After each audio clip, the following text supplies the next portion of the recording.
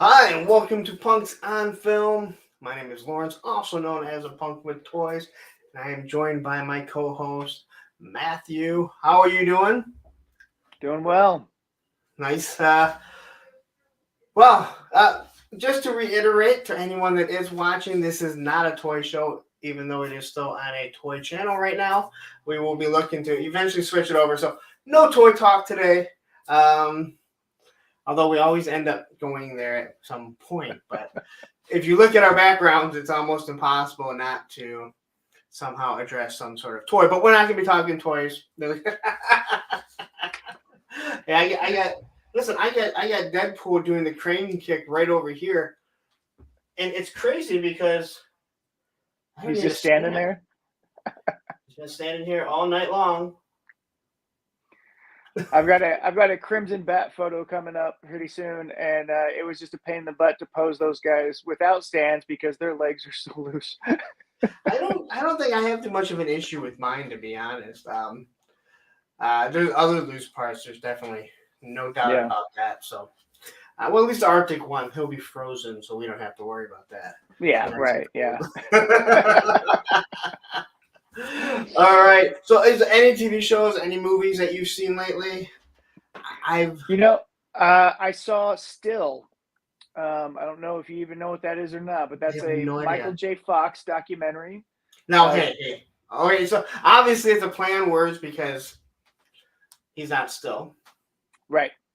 Yep. And it's probably what kept him acting as long as he has and dealing with Parkinson's for as long as he has. It's more than half of his life he's been diagnosed and dealing with Parkinson's now. And he's what, 64 or something like that. And he's been dealing with it for 30, 32, 33 years. Yeah, I know what you're talking about now because I have seen the previews, but I've seen even before the movie him talking about it. And when you watch Spin City, like he talked about how You can see I'm it. always moving, which now makes me wonder, do I have it? Because mine, but No, it, there's other it's things. weird. Like once he mentions it, and you watch like Spin City, you can fully see like that's he's moving like that because of everything. And then you look at what was the other show that he was on? The show, the FX show. Uh, Mm, I don't remember that one. he uh, he he was in a wheelchair, I think. Oh, okay. Um, God, but it wasn't a main character. Uh, The Fire Show with Dennis Leary. oh, okay. Rescue Me. Rescue Me, yes. He was on that, and he ended up having an affair with like Dennis Leary's ex-wife, or and it was like this cripple, and like Dennis, like he punched Dennis Leary like while he's in the wheelchair and shit, which is completely different than what you'd ever see Michael J. Fox. Yeah. Uh, That so that was that was really good. And then this weekend, I know I'm going to get a chance to see Air finally. I'm excited about that. I saw Air. It's on Prime. Yeah, It is really really good. awesome. I was impressed with it. It's not about Michael Jordan. Yeah, I That's know. like Yeah, what people don't realize. It's about to imagine that Nike was like this running shoe company that really had nothing to do with basketball. And hmm when you just again, I watched some interviews with Matt Damon, and he said the story's not exactly the way it is, but it's about getting right. from point A to point B. Yep. Um, and the whole Viola Davis, that was the one thing that Michael Jordan told him, like, I want her as my mom. Because Oh, okay. the story really is about Nike and hmm um, I forget what the guy's name is, but the guy that signs Michael Jordan, like Yeah, his idea, and the mom. yeah. They don't address how Michael was suspended for gambling, so he didn't play basketball. Right. He was gambling debts. His dad was killed. That's Yep. all rumor and innuendo, but I'm throwing it. Right. So the six of you watching, don't go and tell him I said that. I've seen his documentary. He will be mad at me. Yeah, no, I did see Air. I love almost any show that's based on uh, a real life story. Yeah. But just to like see Nike, there was a part that I'm going to spoil some things. There is a point where they're looking outside, and the guy who designed the Jordan, he's skateboarding and he's doing like tricks that were not invented yet. It was on like an old board, but it bothered me because as soon as I saw it, Andrew was watching it, and I go, they kickflips. They didn't do kickflips back then. They don't do kickflips, yeah. like it wasn't invented. Like, and that old man was not doing it. Okay. I do have to say this though. I knew they were doing this, and I kind of forgot. If anyone has ever watched Justified Oh yeah. on FX, I think it's one of the greatest shows ever. To me, That's pretty good. Timothy Oliphant. I mean, honestly, you put him in Almost a show. anything he's in. Yeah, no kidding. Dude, the fact that the Santa Clara diet just ended because Netflix is Netflix. Did you ever watch the Santa Clara diet? No, I didn't see that Oh one. my god, it was so awesome. It was such an awesome concept that like the mom it's turned into a zombie, but zombies aren't just like they're not zombies. She just has to eat. So they're like they're getting like bad people to kill. But it just ended. Like there was no like boom, cliffhanger, done. But I was reminded that it was coming back, but it's gonna take place in Detroit. So of course I have like now I want to watch it even more, see the new season, or the new show. I don't know if it's the new show. I don't know what the hell you want to call it. But I don't like because everything is streaming now. I don't watch TV shows like I do. The only show that I have that I watch like religiously, and I'm so aggravated because Chad has a show that's going on at the same time, and then Payne has a show, is Blue Bloods. Like, oh yeah, I am like more than a few years ago. I started I was recording Psych, and so it was either the end or the beginning. It would catch the beginning of Blue Bloods. And I felt like I knew the whole series, but I never watched it. And I started watching it, and I went through, I want to say 11 seasons in like in a month and a half or 2 months before Christmas. I'd fall asleep and then I'd back it up. And you're like, there's like 21 episodes. Hey, look, speaking of the guy that's interrupting my Blue Bloods, Payne just tuned in. But there's like 21 episodes. They're like 51 minutes long, and they were all on Netflix. And I blew through them. Of course, I had to rewatch a whole bunch of them. But then I'm just like, I watched Blue Bloods like religiously, and I'm like, why would anyone want to be involved with this family? Right? No kidding. They're the only police family that must have gun issues or some sort of violence. Like I would be like, you know what? I'm going to be a police officer, but I have nothing to do with you. we have been watching the new Night Court, and that we've enjoyed that one. And then Superman and Lois. That show's been really good. So I watched a couple episodes of Night Court, and then it kind of just fell off because. Again, I don't know when anything's on, so I'm not really paying attention. And Superman and Lois, I watched like the first 5 or 6 episodes, I think, and I liked it. Like I think the Superman's really good. I thought Lois was pretty good, but then you just kind of something else catches you, and I'm like in the middle. Well, not even the middle. I think 4th episode of the final season of Better Call Saul. Oh yeah, like sometimes you have to be in that like. Do I want to sit here and watch something serious? Right. Or just turn on something like The Office where I can just, you hear it, you've seen it, or Parks and Rec or something like that. So right. Yep. Anyway, there are a few people here. So let's say hi to everyone that is What's up, Allison? in the chat. So we got Ray Paz. He said he's going to be here.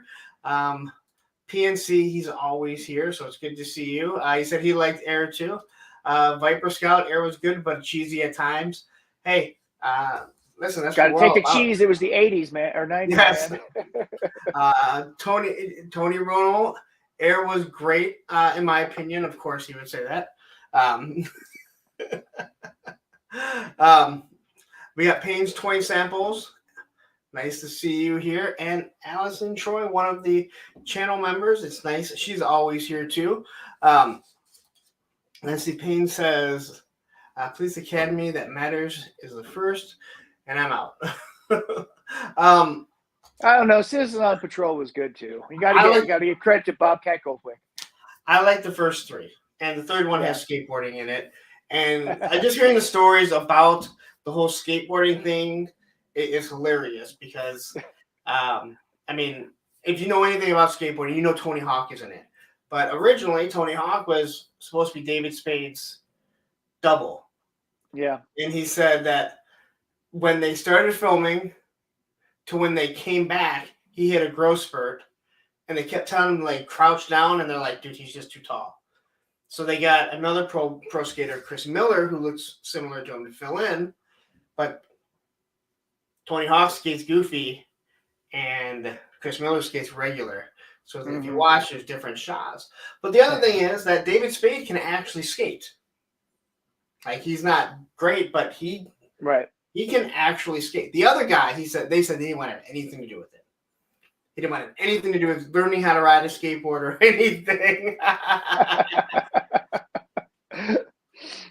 What's the skateboarding in for? It might have been. They all start to run together. Yeah. I remember the second one.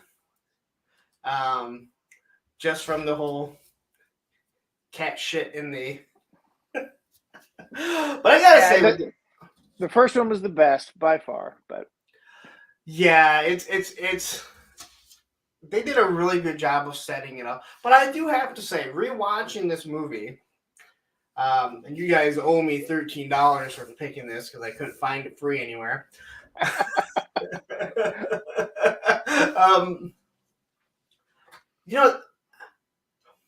As funny as it was at times, there weren't a lot of like things that really stuck out in my mind. Right. Maybe you might be different. There are some things that really stuck out.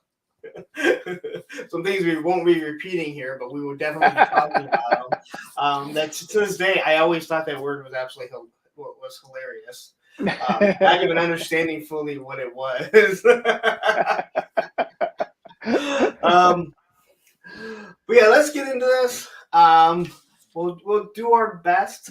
I gotta say, when I'm going through trying to find stills of some of these older movies, there's not a lot of screenshots.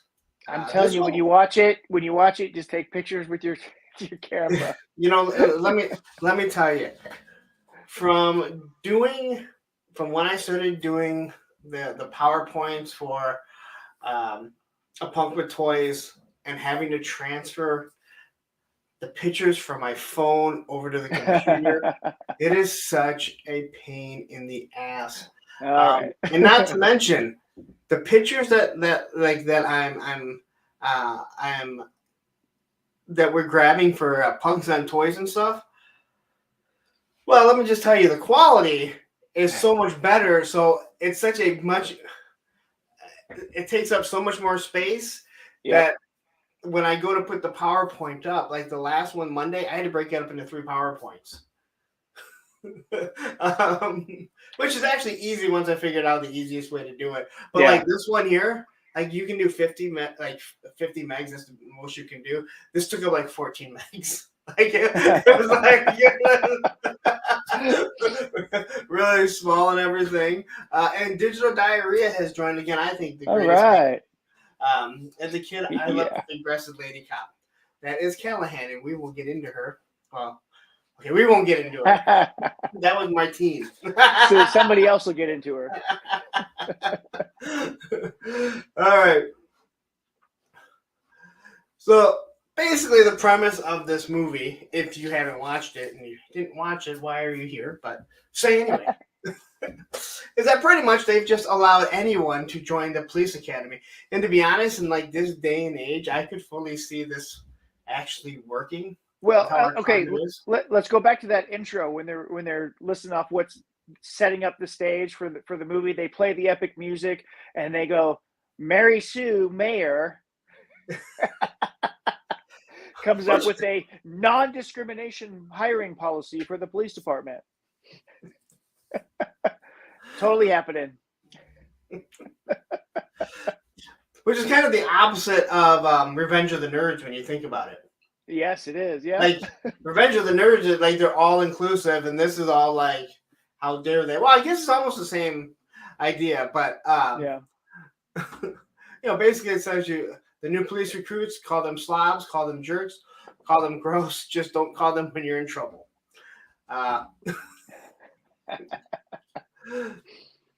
So this is what I liked about the movie. And to me, this is why the Avengers movie worked so well. Now, the Avengers had a whole movie that set up every single main character, but they do a nice little job to set up all the characters in the beginning. It actually takes up a lot more time than I thought it would, but but you're right. It does. I mean, they don't do this much anymore with movies, which is disappointing because it's a really important part of storytelling. Is you have to set up the characters. You have to have some kind of attachment or feeling towards them. Otherwise, whatever they do won't mean anything. If you just started like with the beginning, what you said, that they're accepting anyone, and then you see all these characters, and here you have Tackleberry, and he's just like he's just this gun freak, and like it wouldn't make any sense. Like you'd be like, all right, well, okay, so we have this gun nut here, which is kind of funny. It kind of fits again in this political climate. But when you see him as this, he's this security guard, which, let's be honest, is really such a stereotype of security guards. And again, finding pictures was not the easiest thing in the world. But, it's like he's in the dark. The one guy's leaving. He says goodbye to him. But then he hears something. And you see all these people running around. So you think something nefarious is happening. He didn't just say goodbye. He's like, may I go now? He asked the security guard if he could go.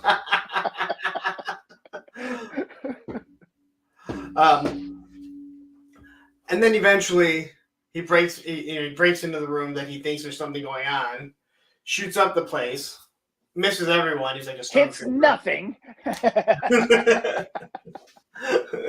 it's his goodbye party. But again, I like how they set it up, and I also like that they didn't start with the main character right away. Yeah. But then we do get into the main character. This is awesome. This is every clerk's dream. I mean, Kevin Smith, everybody else. You worked retail, you worked whatever. You realize you've got jerk bosses. This guy, he pulls it off perfect. Exactly. And again, at this point in the movie, you don't realize that he's going to be the main character. Right. Or that he's not even a bad guy. He's D-Generation X before they were D-Generation X. Right. But this guy, he shows up in his beautiful TA, which I will admit, beautiful TA. I even seen Ray Paz make some comment about the TA. But he noticed that it's a wig right away. And the fact that he starts yelling wig. But again, he's just explaining, like, there's no more spots. Yeah. And I got to say, if you live in a big city, and there's been numerous times before the pandemic when I was in Detroit, and you are searching for a spot, and you can't find it in any of the parking lots. So I can relate, other than I've never demanded somebody take my car.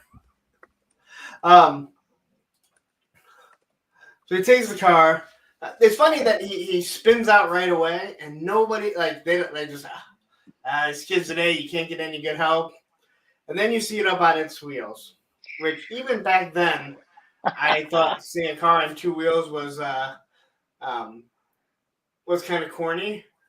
Yeah. But it fits so perfect. The way he parks the TA. And I will say, when I watched it this time, I was like, man, they really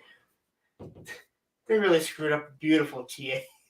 Well. I mean, it probably wasn't a big deal back then, considering these, you could get this car pretty easily.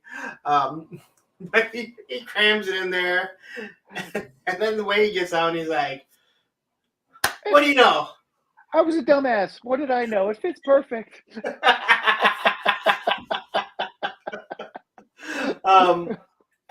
then it's just like boom, like that's where it ends. Like you don't really. It just goes into, the next clip. No, because he gets arrested and he meets Larvell. I believe that's after though, isn't it? Okay. Yeah. After Leslie. Yeah. Yeah. I actually have it all. So, have you seen the movie Zootopia? I have not. Oh, okay. Well, there's the big fat cheetah guy who sits at the front desk who's a cop. Totally based off of this guy. I think it might be his voice too. Oh, really? I'm sorry. I'm thinking Zoolander. Yeah, I have seen Zootopia. Yeah. No, I'm gonna have to watch it again now. I mean, he totally reminds me of Clawhauser. And the thing that I loved about this was there's a couple of things. Is we all remember that, like the 1 hour photo booth where someone was literally sitting there. You drop off your photos, and I thought this was awesome. But even as a kid, I just always thought like the way that it gets dumped and that it floats. I'm like, I don't want a boat that looks like a camera. But let's go back to Revenge of the Nerds, and it could be your boat that you entered in the regatta. So. Oh yeah, look at that. I couldn't find any pictures of it floating. I could only get some crummy shots of it being thrown overboard. Yeah. Again, I'm sure if we picked out like Top Gun Maverick, I could get every still that I want. This reminds me that there's a photo booth that was near where I lived up until about like 5 or 6 years ago. It had been abandoned, but basically it sat in this parking lot forever. And you know what they turned it into? A Starbucks. Yeah, well, close enough. A quick drive-through coffee shop. It's still the little tiny photo booth, but they're just throwing out coffees. The only reason why I say that is because down Big Beaver Road, where I drive to work, there was one of these, the same thing, a little bit bigger than this, but still pretty small.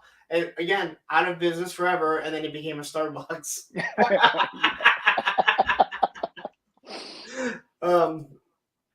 But then we do end up at when he gets arrested. Yeah. Now, I have to say this. As a kid, it seemed like he was doing more of the sound effects than what he really does throughout this. But they're all still very good. Yeah. But I love the fact that he still has the microphone. No one takes that from him. Well, I mean, he undoes his own handcuffs too. It's not like they were actually holding them or anything. Did they ever see why he was there? Yeah. Right about there when he says, "What are you in here for?" And he pulls it out and he goes, That's and right. they yell at him and say, "Hey, stop it." So basically, what a bunch of kids in my area just got arrested for, like 13-year-old kids got arrested for, and will spend a year in jail, is essentially the same thing he did there. Yeah, well, it does sound pretty realistic, and we all remember him from Spaceballs. So,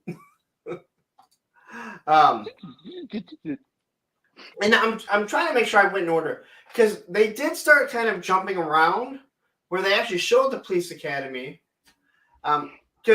So he ends up seeing the captain, who pretty much tells him, "Yeah, I'm done.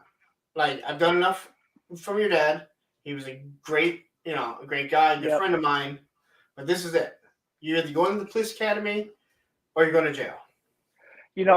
I did get a kick out of there's a kid that walks by LeVar while he's sitting there after they take him off to go talk to the chief, wearing a MASH T-shirt. A little kid that was like arrested or something. Like, what? What's that? And then he starts playing the invisible harmonica. I almost had that one because I did see that screenshot too. Yes, he does. He plays the invisible harmonica. But he basically, he tells him what he's going to do. He tells him he can't quit, but he can be kicked out. Makes him the deal. Yep. But doesn't realize he can't be kicked out. Yep. But then he's like, hey, you know what? I got to go with my buddy. Which, again, like, why would I want two people that are going to jail in the police academy? It seems like what the Army does, right? Yeah.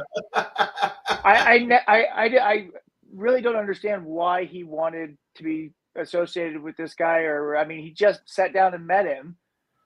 Maybe he's like, oh, he's just messing around like I am, doesn't know what to do. Let's go do this. I don't know. That part didn't make sense, but whatever. It's just when you have that connection with someone, I guess. Yeah. Let's be honest. There's some guys walking around with a microphone that can do all kinds of sounds. You'd be like, I want him with me too. You never know when he might be useful.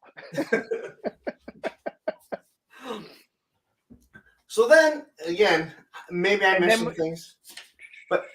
But they end up... Gerald, yeah, we go to Doug Fracker after that, right?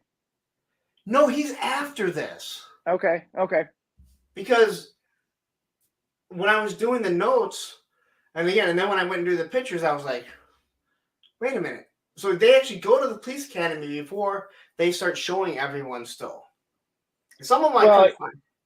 Yeah, it's kind of intercut, I guess. They get there, and they just come out like that, and then they go to the Doug Fokker and Kim Cantrell, and then they come back to the cops training stuff.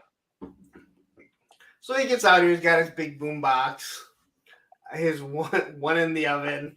Like, there are some things I just don't think would fly today. Yeah, none of it would fly today. But just the fact, again, anytime you see the big boom box, that is something kids are never going to understand. Nope. Because nowadays, you can have a small little, pod that is louder than this thing could ever get and sound better. Well, if it wasn't for these giant things here, we wouldn't have good headphone technology, portable headphone technology. I'm just saying. I mean, it was a thing. That is true. So I could not find any pictures of him before he's leaving. No, I found lots of pictures of his wife. I was going to say, that's an awesome scene. So she's a pro gymnast, is what she is. Yes. So it's funny. He's leaving. He's got his ugly suit on, his suitcase, and she's like, "If you leave," and she's fighting with him and everything. And he still gets in the car, knocks over the garbage cans as he backs up. Let's see, Timothy. I'm not even gonna try and pronounce that name. Police Academy of 80s. Nice of you to join us. I can say I've never seen you here before, which is good. I like seeing new people. So nice to have you. But yeah, so she's so pissed. Then you see, not only is she an amazing gymnast, when she hops one of the fences, she goes for a swim. Yep. Which I believe would probably have taken longer than to run around it. But hey, yes. It's like watching Rad and seeing some of him doing tricks while he's trying to race to beat his time delivering papers, and you're like, probably could have done it a little bit quicker. Right. And so here's his wife, and I gotta say this, and I did watch that. When they do get back to the police station or to the academy, she is still wet. Yeah, well, yeah, she's on the car and flies off. Yeah. So she jumps on it. She's still wet because she went for a swim, which you would think normally especially back in the 80s, they would have kind of like forgotten about that already. But he drives her the whole day, the whole time on the way there. And I was going to say, yeah, don't forget this part. Oh, yeah. I couldn't find any pictures of her in the limo. Yeah. So here we meet Kim Karen Thompson, where she's obviously I'm not going to say she's a snob. Her mom is a rich snob. They can't figure out why she would want to join the police academy. So I just found a picture of her. Yeah, but to be fair, she is a total Karen. Yeah. But it's funny that like here they are in the limo on the way there, and then you see, Fracker and his wife. yeah, it's like, all right, like this is just again, it's where you see this is gonna be total slapstick. Oh yeah, the absurdity. Yeah. Again, could find two pictures. I could find the picture of these two showing up at the academy. And here we have Blanks and Copeland. Now we'll get back to this shot later on, but Kyle and Chad. And it's like these two are just the overzealous guys that are going to be the ass kissers. They would be the cops that everyone hates that give the cops bad names. Yeah.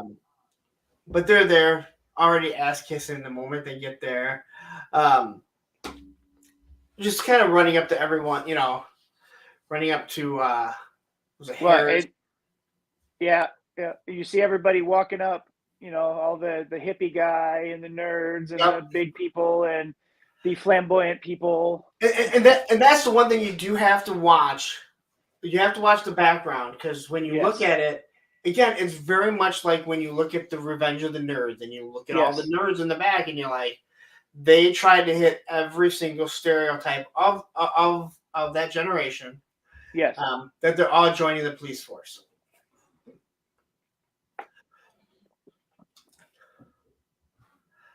And then here we see Martine. He shows up with like 5 girls. Yeah. Oh yeah, and then we got the chief comes out and tells the overzealous guys to get out of my way. You're third. That's right, he does. It's hard, like, man. It's like you start writing down notes. And it's like, because I gotta go through the stills here, and eventually you're like, I've got like a whole page here, and I've made it 15 minutes. Wait, wasn't that also you've got Tackleberry, and then you've got Larvell, and I think, correct me if I'm wrong, but isn't Larvell wearing a Refrigerator Perry away jersey? I don't know if you have that one or not, but he looked like he was wearing. Is that a fridge? I don't know. It looked like a fridge jersey to me, but it would be like the away, not the home jersey. Yeah. I'm not sure. I don't have any pictures that I know of. No, it's not. It's somebody else. Oh well. Nerd cred removed. But here we have Martine, all right, with his accent and everything. He shows up with like 5 girls driving, which right away Mahoney's going to be envious of him. I was envious of him. Like, why is it the police force? But hey, how many women say they love a guy in uniform? Yeah, right. And to me, this is one of the most useless guys in the whole film. He doesn't, and again, I don't believe. Does he return at all? I don't remember the other movies. I don't think so. I don't think he is. I know he's dead. I did find that out. Oh no. Yeah, when I was looking up pictures, it kept coming up RIP, and he died at like age 69. Oh wow. So here we have. This is where they're having their meeting. And of course, the Johnsons meeting, the meeting about all of the Johnsons. Yes. And let's just say there was some really sexist and racist stuff kind of thrown in during this talk here. Well, there's also a lot of innuendo of a flamboyant kind. Yeah. Where it's like pretty much he says like back in Johnson's my day, as far as the eye could see. Yes, it was all white cops. Like all white guys were the cops. Yep. Which still lends an issue that Callahan was like one of the higher ups there. Mm-hmm. Considering. Well, right, but this chief, he loves his beautiful Johnsons, and he's not a fan of the new lady mayor. Yes. They must be encouraged to quit. Yeah. And you have Harris, who is just a major ass kisser. Lassard, who is just completely oblivious to anything and everything that's going on, as we see numerous times throughout the movie. Yep. But he was Punky's dad, so we give him a pass.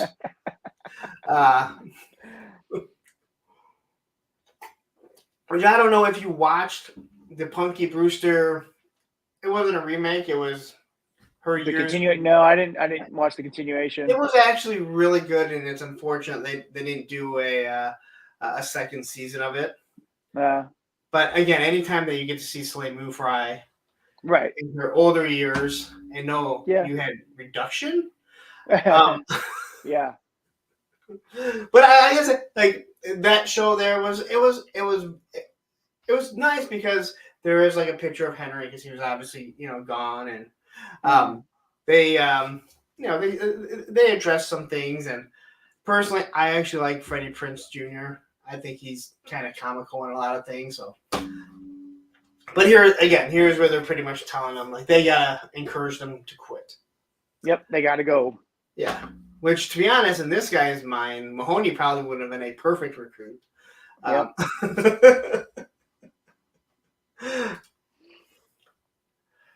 So let me see Hightower. I couldn't find another picture of Hightower. This is one of the best lines ever is when Kyle says his little thing there right next to Hightower. I had that. You know what? I saw that and I didn't keep it. When he puts his hand next to him. Yep. Right as he's saying, there's sure a lot of blah blah blah blah around here. No, I got it. Yeah, I have that one written down too. Now I know. Am I crazy to? I don't remember that. I've never really heard that as a derogatory term. I remember it as a kid as a derogatory term that was around. Okay, I mean, it obviously was. I just don't remember it. Yeah, it's something that you could say without saying the other word that you couldn't say. Yes. Well, I mean, listen, we all love Motorhead's most famous song, Ace of Spades. Right. And every song of theirs sounds like Ace of Spades. Right, yeah. And what you say. If you sing Ace of Spades in any of their songs, you would be like, that's Ace of Spades. Yep. But I don't remember ever hearing that. But yes, we really get to find out Copeland is not the most tolerant of people with a different colored skin than him. Right. But I couldn't find anything. And then you find like he's a florist, But he's huge. And if you guys don't know, this guy is a former football player from Michigan State University. I do believe he's in the Hall of Fame. Bubba Smith? Yes. A very large man. Yes. So here we have Mahoney first trying to hitting on her. Yep, trying to. And I'm not gonna lie, I would be willing to risk getting kicked out too for her. She's one of those women that I don't at this this look. I don't care what age, like what year we're in. As time progresses, she is just a very beautiful woman.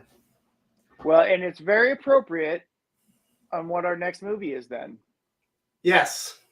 And she's already been previously brought up in another movie that we've done too. Who would have thought that she would be the one that ties all the movies together? It ties the punkverse together. Yes. But he's asking like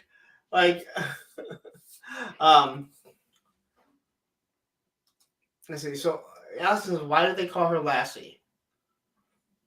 The hairstyle. Look at the hair in that picture right there. Oh wow.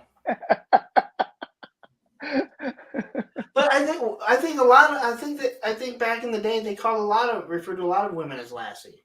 Yeah, well it's an Irish term, right? Lassie? I don't know. Yeah. So it's like when you're talking about a young woman or young girl, you call her a lass. and so to call her a lassie, is another name for a young girl. But you do have a real good point with the hair. Like, it is like perfect. Like, but he's asking like some of the most inappropriate questions, which to this day we're like, yes. Can you please answer them for us? Yes, Allison. I'm sure at some point we'll get back to Porky's. But then you have Harris pretty much just go off on him, which at this point you really can't blame Harris. Nope. Doing his job there. And so there, and here we is where we actually see Hooks. So we never I don't think we ever find out why Hooks was there. No, we didn't get much background on her. And really, she was another very useless character, other than she has that really low voice, and at the end you hear her yell. And I believe it's like that in every Police Academy movie they do. Like, she ends up losing it, and that's when you hear her yell. But after the first one, it's kind of lost. You're just kind of expecting it. And then right before that, I think you've got Lavelle messing with the people walking up and down the line. You know what? I don't have that, but yes. That was ahead of Outback Stew. Thank you for joining us. What's up, just Outback? so you know, this is where this is our movie, our movie show. And hey, while you guys were at it, if you're not, if you haven't subscribed to Punks on Film, jump over there and subscribe to that channel. So eventually we can get it off the toy channel. And we can just have something separate where, let's say, if I'm not going to be here, look, there's Outback right there for you, Stu. Yeah, but as you were saying, that is one of the funniest parts when the officer is walking and he's doing the crunching like he's walking on dried leaves. I thought it was hilarious. Yeah. Allison says, isn't she the only actor in every police movie? I'm not sure. I believe that's true. I believe she's the only one that lasted all 7 movies or whatever it was. Because they swapped out the main lead, Gutenberg left, and then slowly they started swapping out people as they went through. She's one of the few people that I can say I don't remember her being in anything else. I don't remember Fackler being in anything else, and I don't remember her. I know I've seen Fackler's wife. No, Fackler's been in a lot of stuff. Has he? Yeah. I'm sure she has too, because I know that I remember people wanted to hone in on her having the really soft voice, so I believe she did a lot of commercials and stuff. But she might have done voiceover work too. She does kind of look like Sweet Sapphire too from wrestling when she managed the American Dream, Dusty Rhodes. Look at the PNC says, I used to watch Mannequin. I loved Mannequin. I'm not gonna lie. Mannequin was a very, very funny movie. And it might even be one of the ones I throw out there today. I had one that I really wanted to throw out there, and then I forgot. Looks like she was only in the first 3. Was she really? Hooks was only first 4. Hooks was in the first 4. She did some TV stuff. Are there any that were in all of them? I don't even remember the later ones. Yeah, neither do I. I don't think anyone really does. I know when I was searching some pictures, I did find out that Hellboy is in one of them. Yeah. Which I had no idea. All right, so here we have Harris. See the 3 of these guys. Martine is one with his head cut off.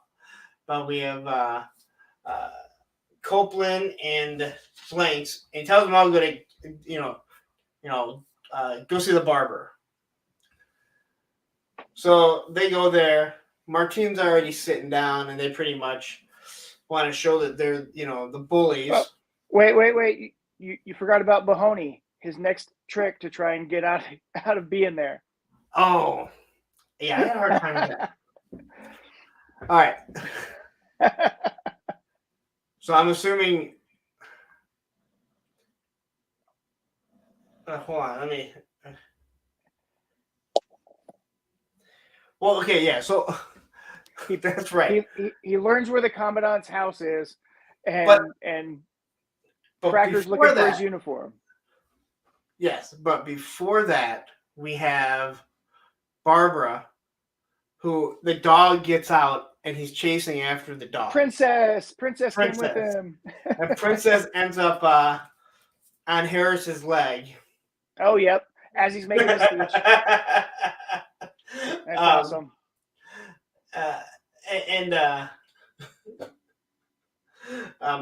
He refers to it, and he says something about he doesn't believe it's a princess. Right. Princess. So that's when you see Barbara. He runs into Mahoney, and I don't think this ever really gets addressed later on. Nope.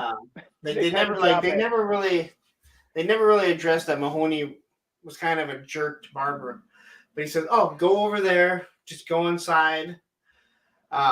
Which, let's be honest, I mean, as any type of adult, we'd be like, "I'm not going to keep walking through where I hear showers going and everything." Right. Yep. But they walked. He walks in looking for his police, and then the commandant's wife comes out of the shower. Again, naked. Things just kind of aren't adding up in real life, but hey, right, it's an 80s comedy. And then we get Kyle and Chad going to the barber. Yeah, so they go to the barber. When they get there, Martine he sits down and they pretty much bully him to get out. And they sit down. Okay, sure. Yep, go for it. They sit down and they're like, "Take it all off."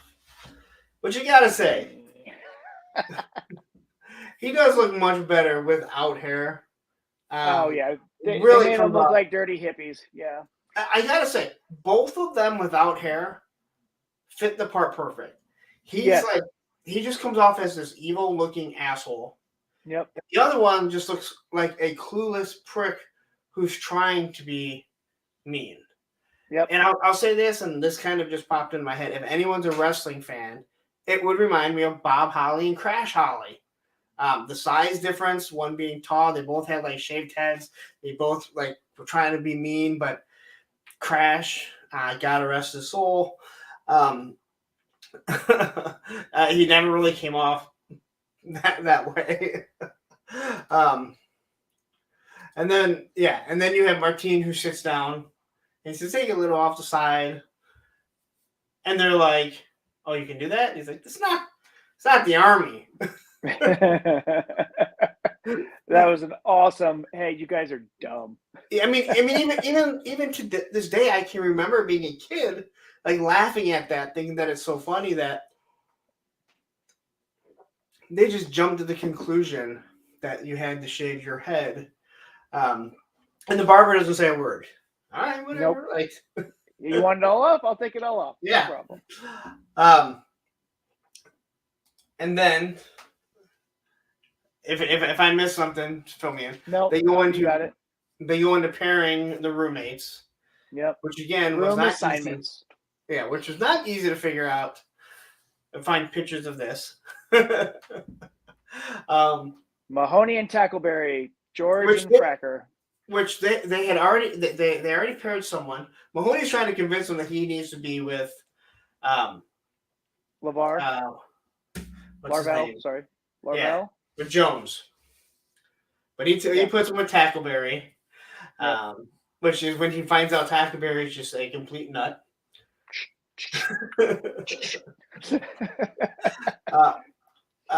Barbie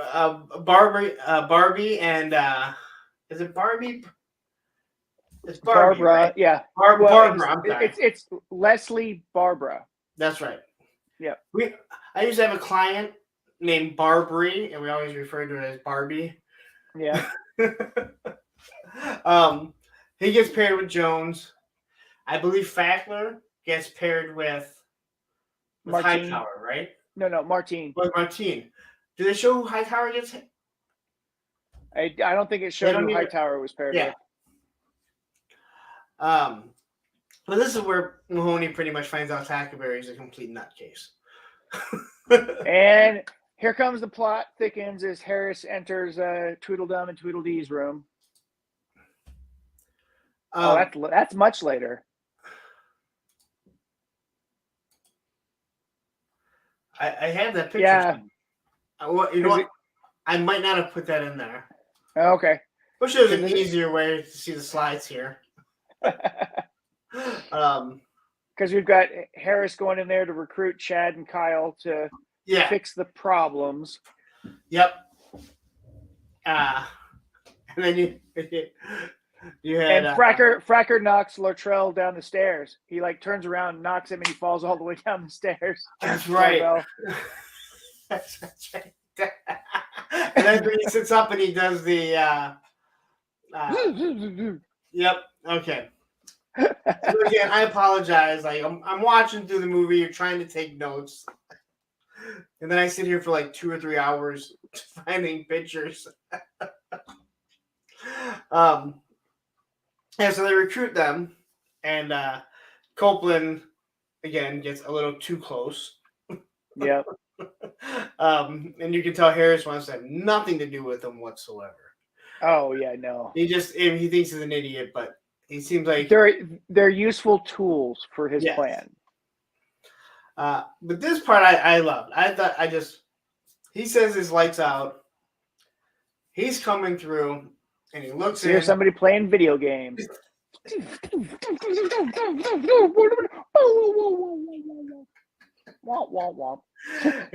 it's all at Barbara. And then he does the game over. Yep. And even Harris is like, you know what? I'm not even going to touch that. Yeah. I'm walking away. Hold on. PNC here says Jones and Tackleberry were the only ones in every movie. Okay. Like I said, I have not watched the other ones. I've watched. I've seen been so long. I don't think I've seen anything past 4. I don't think so either. Because by that time they weren't even. It wasn't even like that Saturday or Sunday film that they were showing. Yeah. No. Yeah. Let's see here. Allison says they look exactly like the guys who joined the police force to feel that they're men rather than to protect themselves. Yeah. Yeah. No. Again, the bully profile. Perfect. Yeah. And let's say hi to Jason. Nice of you to join us. Don't forget to say hi to Matthew. Listen, this is his show too. All right. I was able to convince him to come on one show, and then he's like, "That was fun." All 9 of you think so too. This show, I gotta admit, has been a little bit harder to grow than the other show. Yeah. This is harder to. You watch an old movie to follow along, like when you're just talking about toys and stuff.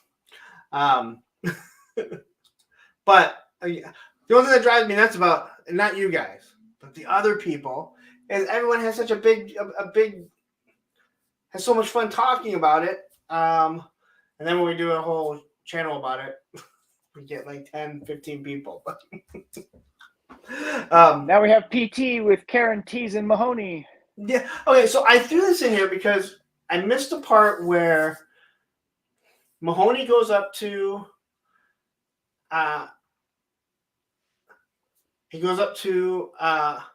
Lassard's office, basically saying, "Hey, I want to be kicked out. What can you do?" Oh, but she's out there kind of distracting him. Yep. Which I can understand why. Again, my full pigness is going to come out at times because there is something about her. All right, there really is, and the fact that she has shown them so many times, if you haven't seen them, I don't know how you've missed them. Well, she's got such a great sense of humor, I think. Yes. But she's. But yeah. he goes to complain to Lassard and wants to get kicked out, not Lassard, Harris, and Harris is like, okay, let's call this guy, let's get it done. So I'll say whatever I need to say, and then she's out there flirting with him, and Yep. And then he changes his picks up mind. the phone. He says, "Can I get out of here?" Nope. Okay. Hands it back to him, and he goes, "I tried."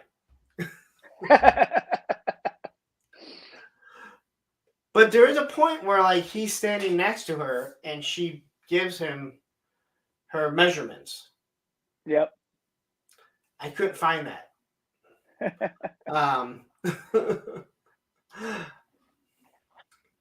Now, and then we've got the D Squad speech. So what was the D Squad? You're the worst people here. You're the D Squad. It's when Harris pulls all of our characters together into one group and basically labels them the D Squad. So and that Chad and Kyle are the captains, and you do whatever they say. So he gives them all the power to discipline them. I did not write that down, but yes, now I. And then Callahan's walking around with her big swagger stick, smacking it. Let's see here. Yeah, okay, so after the pair of the roommates, that's when Thompson explains her thighs. That's what I have written. And then we meet Callahan. Yep. Who is like, she was the dominatrix before any of us knew what a dominatrix was. Yep. I think that's the best way to put it. She really stuck out. In a couple ways. At least two. Yes. Yeah, that's right. And then they get all put together. And then, Copeland and Blanks are the ones that are put in charge. Now we get into the training, and this is kind of where I got a few things. All the nerds are dying. But you get to the training point, and she wants Barbara to attack her, and he doesn't want to, which I do find funny because he really wasn't attacking her. But she finally gets him to, which she pretty much flips him around and lands, and she turns like this, there's two rocket ships. But then we see that she's laying over him. And then, if I remember correctly, she asks, like, who's next? And everybody is really anxious to join in. Me, I'm next. But I have to say this. So it goes to where, like, how a lot of people talk about, like when people talk about, like, G.I. Joe, and they're like, listen, when you think of Scarlet and the Baroness and, like, Lady J, and you look at He-Man, you think of Teela, like, you don't think, like, it's, it's a woman that you just, they've thrown in a woman. Like, you don't see them like that. You look at them and they could really take care of themselves. And when you look at Harris, like, Callahan, yeah. She could, you look at her and you think, like, she could handle herself. Yeah. You don't get that feeling like, oh, okay, well, you know what? It's some tiny little girl. I think they did a really good job with making hooks like that, where she finally loses it and then she just has her gun. So, well, let's go back a little bit because there's a couple things that we missed that kind of develops those characters. Mahoney brags about previous lines. Let's just go to where was I? Darn it. There's a whole training thing. The zip lines, that's probably it. The zip lines and Hooks falls, and Harris just gets in her face and yells, quit, quit, quit, quit, quit. And so you see all this mental abuse being done to Hooks because, she can't do these tasks. She's not as fit as everybody else or as big. But it's a constant berating of all of these people. Don't try me. And then, somebody. Then you have the "Don't try me" as he's yelling in somebody's ear when Mahoney's like, "Shit, I'm fucking deaf." Yes, yes, with the megaphone. And Hightower pushes over the big wall instead of climbing over it. Pushed over the wall. He pulls down the rope right out of the ceiling. Yep. That stuff was relatively hard to find, as I don't have. This is kind of what, because after all that, because Lassard goes and surveys the scene, and Mahoney shows up with the new pants. Oh, that's right, the new pants. He had to go get the pants. I forgot about the pants. I tore my pants. Hurry up, go get them. And then there's the part where Barbary was struggling, and Harris tells him, "I could show a movie on your butt," which makes me laugh because, let's be honest, if a lot of people don't know what a drive-in movie theater is, you probably don't understand fully what they're talking about. Well, considering all kids nowadays have is this, right? Yeah, no movies on this. Remember when Mahoney comes back with the pants? He also brings Harris his megaphone. Oh no, I have that. Okay. Oh, I have that picture. That's about where we are right now. Because he got the shoe polish. As he went back for the pants, he asked for the shoe polish. So I got some of the training here. And I have to say, watching the training, you see everyone struggling. But you see Hightower, he's having no trouble. Nope. Which, when you look back, it's like, this guy was a football player. This is exactly what he did. You probably would think, like, yeah, he's just going to get through it. There it is. So, makes Lassard laugh. I have to say, like, even now, I think back then and even now, this made me laugh. Like, this is one of those things that will always be funny. Yep. Like, this is just stupid comedy that you would do to a friend of yours, that it's so low class to do, but there's something that's going to be absolutely funny. But the fact that he goes and he asks for the shoe polish, and then he comes back with the microphone, and he doesn't realize that it's not even his. Yep. He just takes it from him and starts yelling at him. And what does he say? Nobody screws with me. And he's like, all these assholes, no waiting. Even looking at it here, it looks like a perfect mustache and goatee. I mean, I've seen some women that paint on the eyebrows worse than this.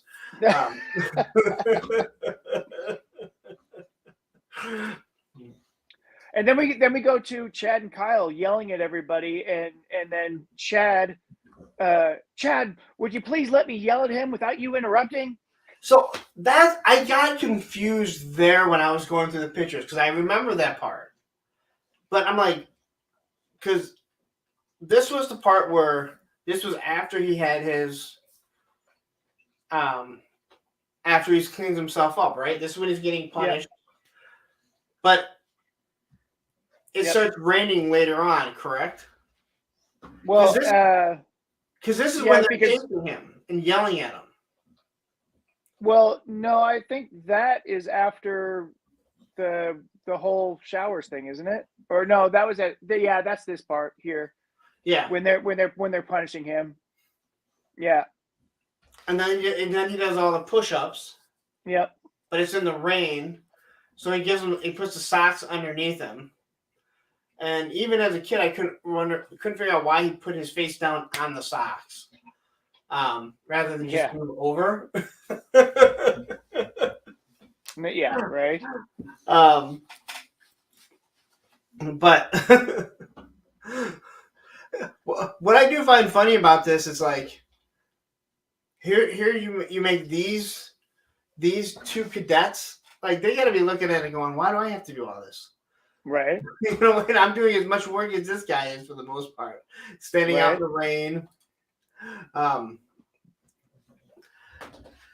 then we get to Before that, we have George Martine sneaking into the women's dorm, and Callahan watching, kind of eyeing him a little bit as he does so. So I could find that. I could find other pictures when he meets up with Callahan. So this, So what leads up to this is you see him sneaking out, and he's going into the girls' dormitory, where Callahan has been watching him and knows what he's doing. Yep. So here you start scrolling through, and you're seeing all the girls that are changing and showering. Well, yeah. Well, we've got the guns thing, the firing range. Then we have the Callahan self-defense thing that you showed earlier, and then those wonderful chest area of hers. Did I have it that far out of order? Because I was writing everything down. Yeah, and then the test, the hats. Mahoney gets cigars.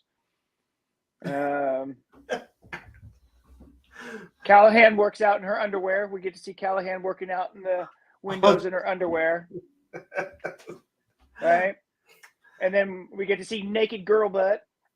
Yeah. And this is the shower scene now that we're at. Yeah, so they scroll through all the showers. And I have to say, I'm not sure why you would have the showers lower than everything else, completely exposed. But they do. It was the 80s, right? And here's Mahoney just drinking a beer, watching. And that's when Harris comes over and pretty much yells at him and takes the beer. I don't know. He didn't really yell at him. Mahoney just kind of like hands him his beer and walks off. He's like, "I'm not here. Are you here?" Which like they're gonna notice when Harris is there. Yes. And then he flips out and like runs away. It's like, ah. Somehow I got. Somehow I got everything kind of mixed up because there's two different training sections. Yeah. It goes back and forth.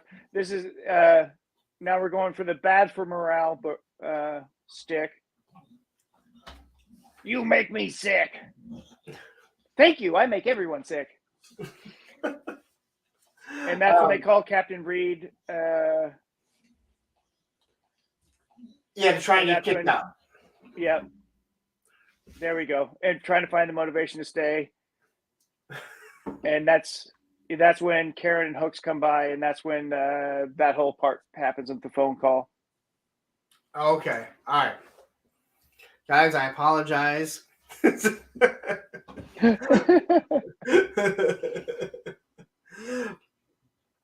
So PNC, who plays the same character and everything? A lot of these people are character actors, so yeah. So then you have Harris talking to Copeland and Blanks, basically saying, "Hey, listen, there's a part." Because they're getting to the break, so to speak, or whatever, and they're talking about the party. Yeah, and he says, "There's a party. I want you to find out where it's at, and then call me. When they screw up." But of course, nobody bothers to tell them. So they decide that they're going to ask Barbara. Now, I was really upset because I could not find a still of Copeland trying to throw the books out the window and throwing it directly into the window. Yes. And he pretty much they're such wonderful intimidation tactics they're trying to use there.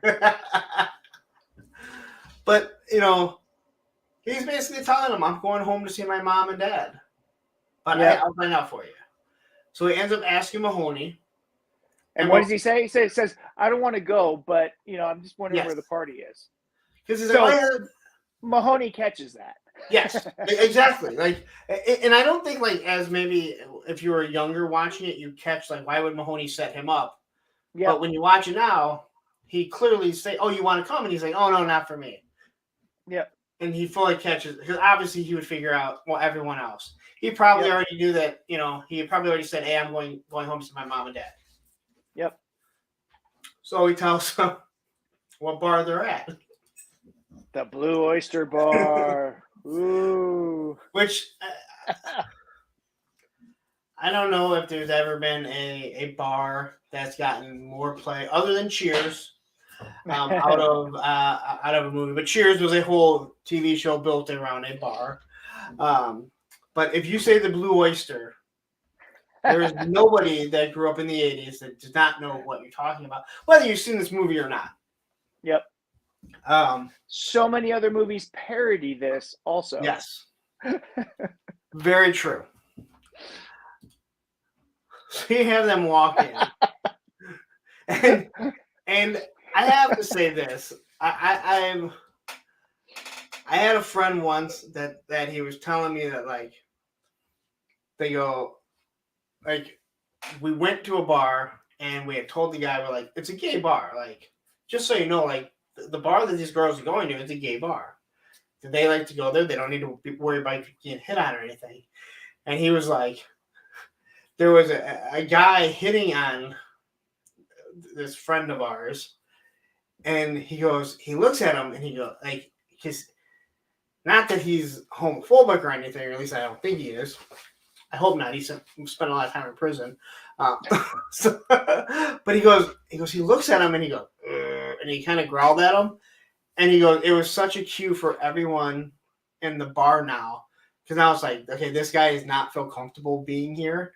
So now everyone is going to hit on him. Yes. And that would completely be these two guys. But they can't get out. I mean, if somebody does that to you and you growl at them, I mean, that's kind of, Well, that was exactly what he kind of said. Like, right. He was like, you kind of growled at him, but people could see that he was uncomfortable there. Yeah, yeah. So now it's just like, all right, well, you know what? You came into our place, you came into our place and you have a problem with it, It's okay for us to make you feel uncomfortable, all right? But they can't get out. They try and turn around, and of course they have, the wall blocked, because I'm sure all the gays at gay bars really want to keep the straight people in there. Don't want to have anything to do with them. Hey, you walked into our territory, you're going to experience our world for a night. But then again, we did watch the Warriors, and we saw they didn't let people out, even though they were trying to get out. Right. And of course, they get paired up, which their dances were awesome.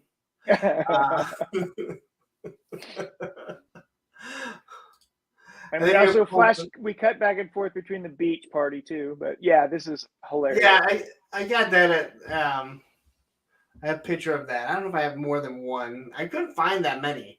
I found one, I didn't save it at the time.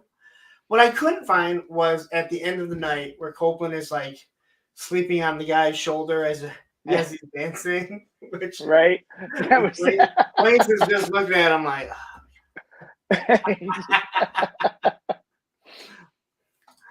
and then the party, which, okay, once again, here we go. I don't know what beach party. The beach party is where we learned that Hightower was a florist. Yes. We also learned that girls just like to take their tops off. Apparently, because it started real, PG-13, and then all of a sudden they started taking all their clothes off. Yeah, and every single one of them. So I don't know what girls they had that they were with. They have not been at any of the beach parties that I have been to in my 47 years. But hey, this was the 80s. I wouldn't have been old enough to be at a beach party like that. I was going to say, you weren't in California and you weren't at a beach party in California in the 80s. I'm just saying. Yes, so and let's be honest. Here in Michigan, we have about 3 months, and we don't even know what days are going to be good here. Because one day it's 90, the next day it's 60. Right. But yeah, we do learn that Hightower was a florist,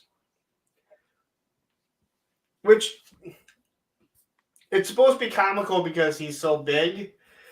But in this day and age, like, you don't really think about it. It's like, Yeah. oh, okay. He's a to me as an adult, I just florist. It's a profession.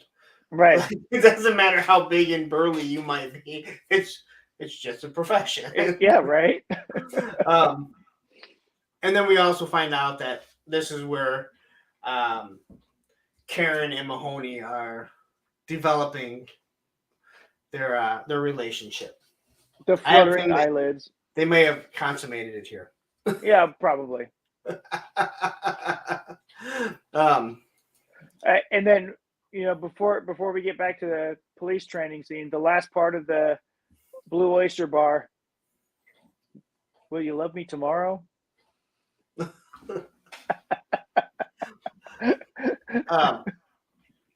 And then I don't remember what point you have Harrison goes up to him and goes, "You guys didn't call me," and he's like, "Yeah, nothing happened." No, yeah. Well, what happened? That's a little bit later. We're gonna go to the shotgun range first. Well, I have this in here. I'm trying to. Oh, that's a lot later.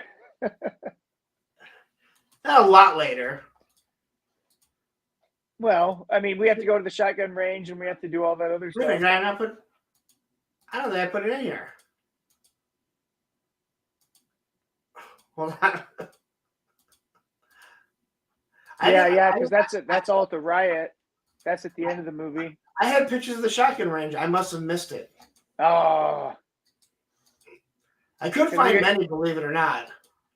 Yeah. Anyway, so you go to shotgun range. Which so everybody comes back from the party, and then you see the bus pulling up, and everybody gets out of the bus, and they're at the shotgun range. And you've got Kyle and Chad are like, nothing happened. Just dancing. Lots of dancing. Lots of dancing. Lots of dancing.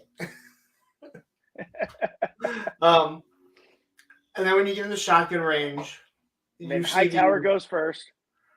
Yeah. Who is pretty proficient, although they never really, very seldom do they actually put the stock up to their shoulder and aim, but it's a shotgun. But anyway. But he's more of how you would be doing it, right? Like, that's right. Hightower does a good, check mark performance. Yeah. And then Leslie's next. I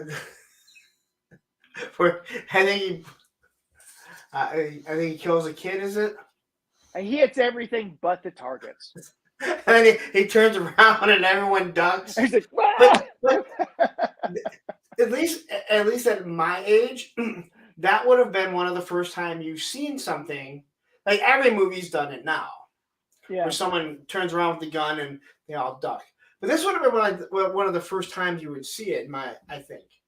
So I was at the shooting range with a friend of mine one time, and we go in and we're getting ready to get set up and stuff. And my buddy takes a look at this woman who's shooting, and he walks up behind her and puts his arm up like this, and his arm up high and his hand down low like this, because as soon as she pulled that trigger, she went like straight back, and one arm caught the arms going backwards, and the other one caught her as she slid down to the ground and folded her forward, so the gun always stayed down range. He saw it coming and knew that she was going to mess it up. Wow. Hold on, buddy.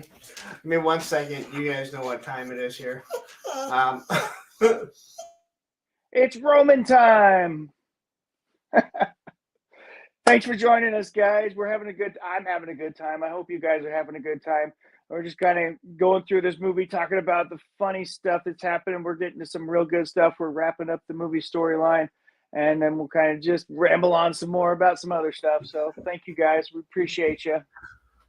Yeah, we definitely appreciate everyone. This is fun, and I know it's not always. Again, there's a lot of kinks that are being worked out. You think we're doing this twice a month, so. And listen, it does get to be a lot of tedious work of watching the movie, doing everything in order. So we appreciate everyone watching. All right, so back to the shotgun. The big one that I remember is Tackleberry. That you really get to see what a crazy asshole he is. Yes. And they're yelling at him to to stay where he's supposed to be, and he's like running up behind things. Um, but again, that all goes back to the beginning of the movie where they set up these characters. Where Yeah. like Leslie is just a complete fool. I mean, we all know it. Well, he's just your average goofball, Yep. doing his daily business life, not aware of most things around him. And Tackleberry's the gung ho, guns and ammo nut, ready to shoot anybody at any moment, and Yes. busting through all the targets backwards. But his look is perfect for it. Yes. Very like broad shoulders, the square chin, like he is. It is. They cast it well. Yes, I think they casted most of the characters for what they did extremely well. Yeah. Even Martine, who I think is absolutely useless. We'll get back to him in 2 seconds. So what's that after the shotgun scene? After the shotgun scene is George and Drag, and Callahan corners him. Yes. This can be shown on the channel. This is not yes, sir. It's ma'am.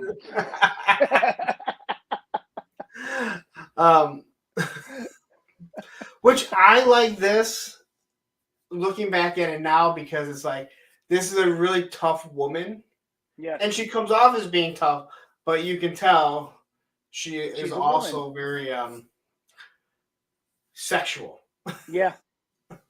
And she was almost offended that he was breaking in and not taking advantage of her.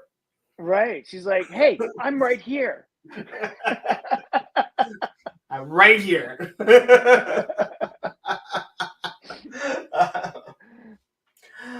I think this is when the movie, like this section here, is when it gets good for. Yeah. So we have the Hummer scene. Yeah. Now, we've got Hooks' moment again where Harris is berating her and she folds under the pressure, and then Tackleberry's "We Need to Talk." George and Mahoney, Martine is talking about or trying to talk about what just happened. Yeah, and that's when he finds out that he doesn't have an accent. Yes. Then he uses the accent just that he's just Martin, and not Martine. Not he's Martine. Really just Martin.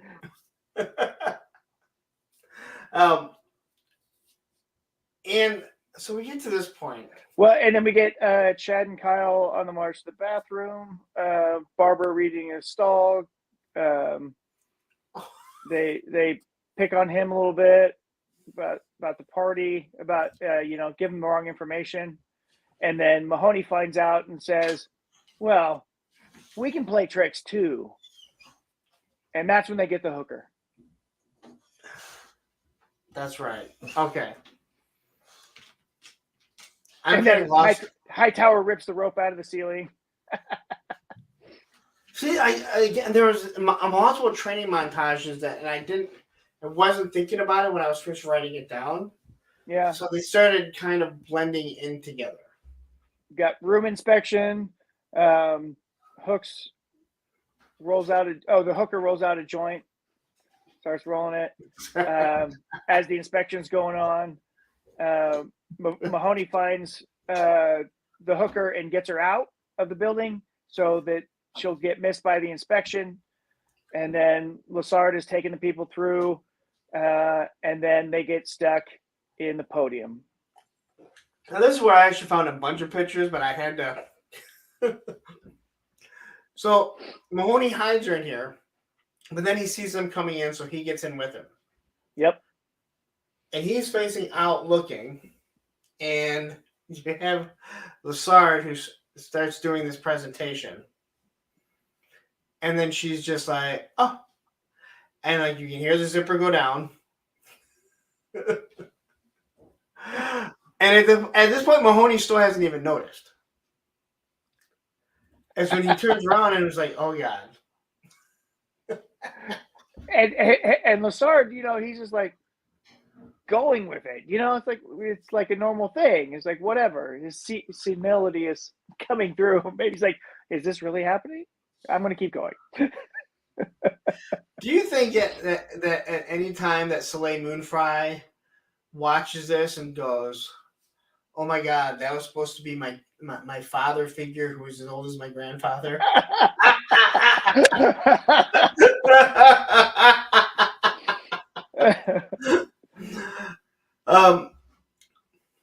So he finishes. Very stimulating. So he ends up finishing, obviously. Nothing is ever brought up, considering he does have a wife, and technically he did just cheat on her. Yeah. But when it's all said and done, yeah, because he thinks it's Mahoney, so he's not going to mention it to anybody. Yes. So he sees Mahoney, and Mahoney just kind of like, he's like, meh. He just plays it off. I thought I actually had that picture where he's like, this direct scene leads back to the end of the movie. Yes. When he finds out the truth. Yes. So here we have the cat in the tree, and as you know, he's got to pull his gun out. Well, we've got the training montage where they start succeeding. Huh. Where Karen is shooting well, and Leslie's throwing people, and Parker's climbing the rope, and Hooks goes over the wall, and Harris is all pissed off, and Callahan's happy. The wall that they were able to get back up. Yep.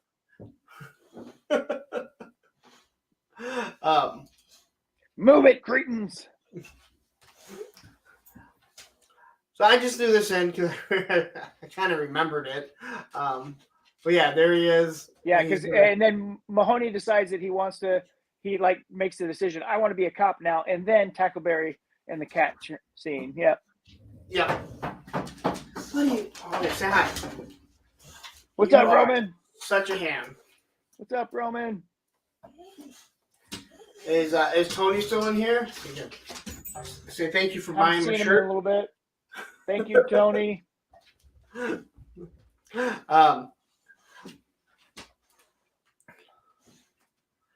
So here's where he's taking him. They finally got rid of Mahoney, right? Yep. Yeah. And so he's taking him to get rid of him. But there's a traffic jam. Believe it or not, I couldn't find any pictures of what happened. Of Hooks trying to direct traffic. Oh. And then Harris commandeers the dirt bike. And he goes right into the horse's ass. You would think that you'd be able to find a picture. I could not find any pictures. Harris in the horse's ass. Yes. He takes the motorcycle, ends up endoing right into it. And what does Mahoney say? Someone call a veterinarian.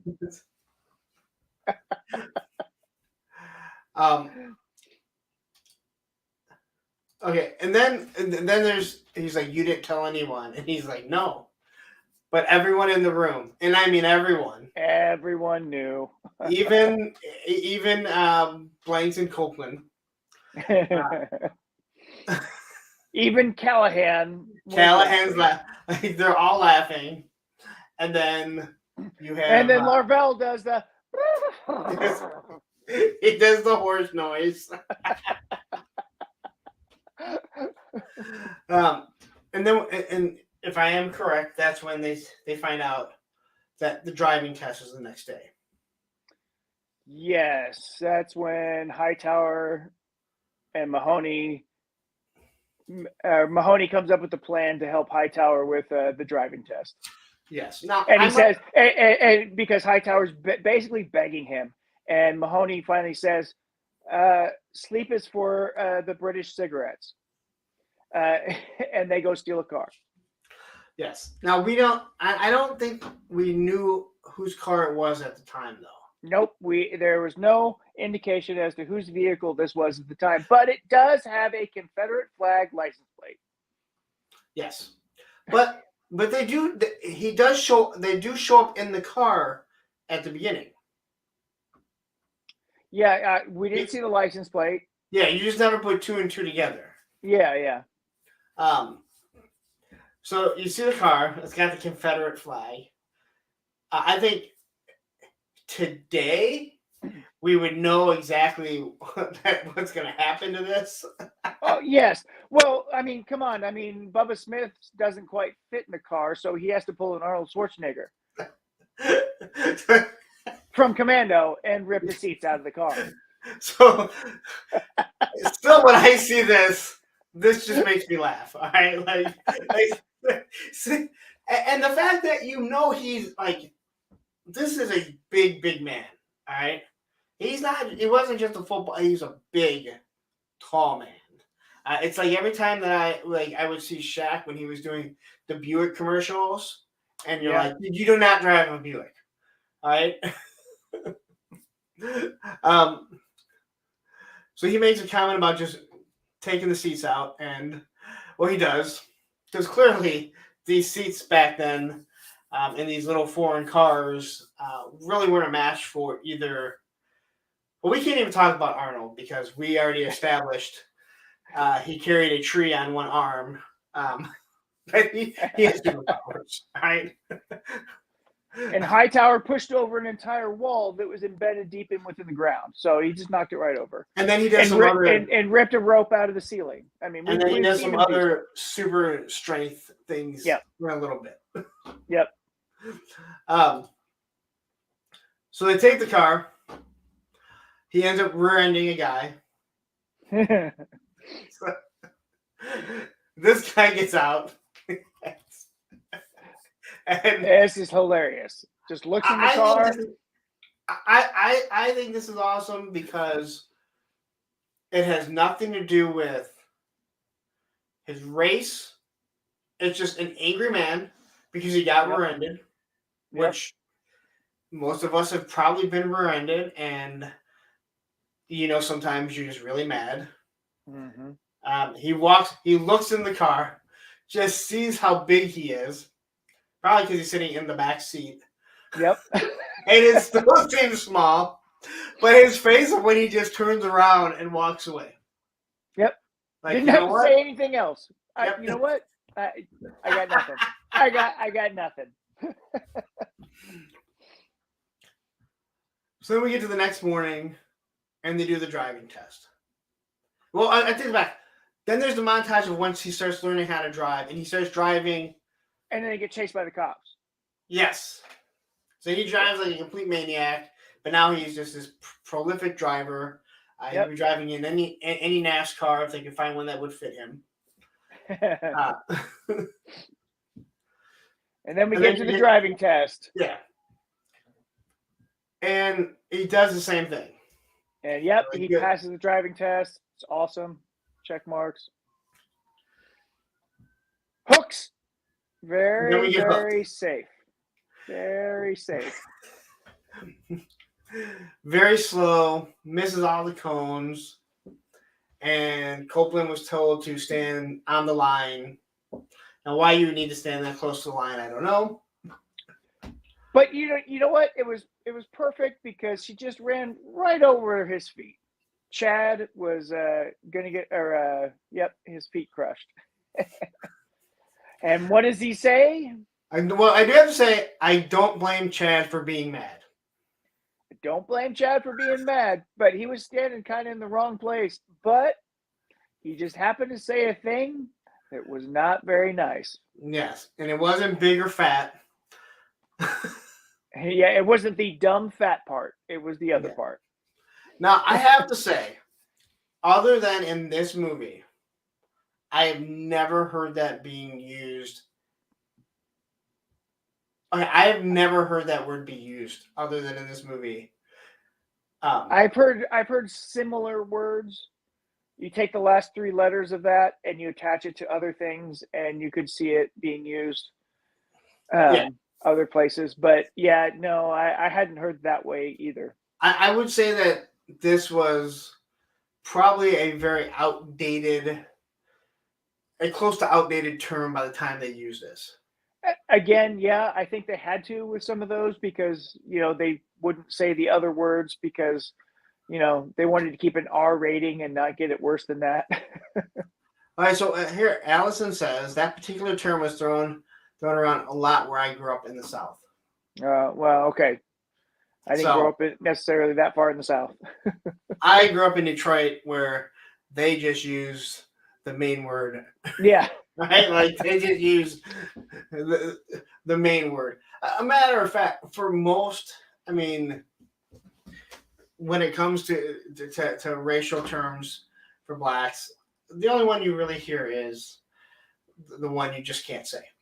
Yeah. Yep. But she runs over his feet. As soon as he gets pissed off and says that, Hightower straightens up. Yeah, Harris looks over and says, "Oh shit!" And he goes, Yep. "At ease, Hightower, at ease." And Hooks is like, "It's okay, it's okay, it's okay."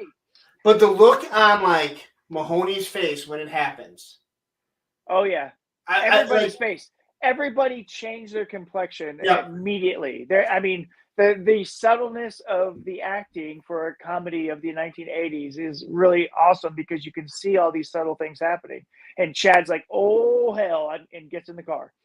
And I think, again, as an adult, the way they actually look, that acting of looking at them is so realistic. Yes. Because we've all been there when somebody said something wrong, and that one person is there, and you're like, "Oh no, you did not just go there." Yep. And he walks down, and Harris is also telling him to get out of the car. Get out of the car. He's like, get out of the car. Get out of the car. And he's put the seatbelt on. So it goes from like, this very serious moment. But as a kid, I didn't realize how serious it was. Right. Yeah. As a kid, you don't know. I mean, yeah. This is something that is taught, Yeah. But he's down to stop, and then he deadlifts the car over. Yep. Again, showing the superhuman strength that he and Arnold have. Why they didn't do a movie together and take on Russia. That would have been epic. He could be coming down a mountain with a police car on his shoulder, and Arnold could have a tree. Yeah, there you go. Perfect. After he does that, he's told he's out. Yep. They all kind of realize it. Well, I mean, at that point, I really don't know that they had much of a choice in the matter to kick him out. I mean, there's some things you can skate, but something like that, you're like, nah, we got to kick you out. I thought the same thing because at first I was like, dude, if someone said like that, but you're like, wait a minute. He flipped the car.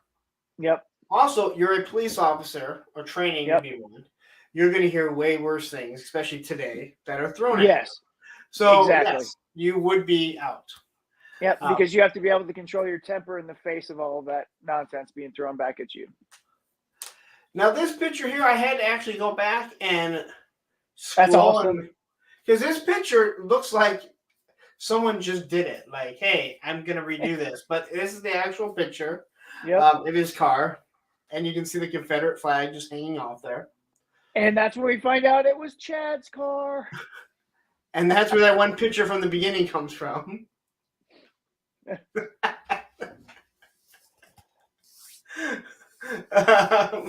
And that's when they nickname Mahoney. They give him his new nickname. Okay. Mahomo.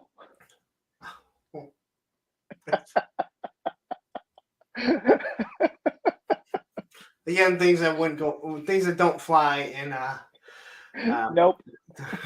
In this day, would not go well. not go well today. If I ever did, you couldn't even do it. Even if we did a Patreon, you still got things you can't say because people can screen record anything that you say. All right, buddy. Why do you have Sheldon's toy? I'm dog sitting my old dog, and somehow there's a toy in my on my bed, and I know it's not his. No. So, am I missing stuff here? Because this is where you get the fight. You get Mahoney out on the line. You get the bullhorn they're picking on Fracker. And then, right here, Fracker's tossing the apple. Yeah. So this whole riot happens because of this idiot tossing something out his window. Yep. Which just leads to an all-out brawl, which just builds up into. It doesn't even build up. It just riot. Yep. Everybody was ready to riot apparently because his TO hands him an apple for a snack, and he's like, "What the hell do I want an apple for?" Throws it out the side of the window, and it hits somebody, and somebody thinks it's somebody else's fault, and then starts a riot. Which, when I watched it, I was like, I don't even know how those two. I'm gonna say gangs because they were two groups of people. They weren't even facing each other. It made no sense how they picked. But yeah, so this is where everything kind of becomes a big smorgasbord. Marvell in the helicopter. Yeah, so they start riot cars, deploy the cadets. Yeah, they all get deployed, and all they're supposed to do is, disperse, watch everything, but they end up 2 blocks over. Yep. Hightower's watching it. Tough guys. Yep. And this is when you see Hightower. He's being a florist. You can tell he's absolutely disgusted at how people in his community act. Kyle and Chad end up at the Blue Oyster Bar again. Oh, yes. Buddy. Listen, I'm busy. Busy. Okay, I know. Here you are. Oh, my gosh. The Valibers fell. Not even the Hasbro that's on 1 foot. Woo! Don't let anyone know that.